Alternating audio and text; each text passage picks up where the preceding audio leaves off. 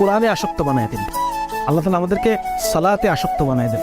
রাসূলুল্লাহ সাল্লাল্লাহু আলাইহি ওয়াসাল্লাম বলতেছেন, আমার প্রচ্ছন্ন অন্তরের প্রশান্তি, আমার চোখের শীতলতা নামাজের মধ্যে।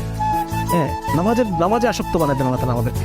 আল্লাহ তাআলা তাহাজ্জুদে আসক্ত বানায়, আল্লাহ তাআলা আমাদেরকে আল্লাহতে আসক্ত বানায় দেন। সুবহানাল্লাহ। আল্লাহর সাথে প্রতিদিন কথা বলতে না পারলে আমার ভালো লাগবে না, এরকম আল্লাহ আমাদেরকে বলে। এটা প্রকৃত মুক্তি। সুতরাং আমাকে প্রকৃত মুক্তি পেতে হলে এই পর্নোগ্রাফির যে এক ভয়াবহ মহামারী আমাদের দিকে ধেয়ে আসতেছে, এখান থেকে বাঁচতে হলে আমাদেরকে এই যে আজকের আলোচনা প্রতিটা পয়েন্ট আমাকে একসাথে করতে হবে।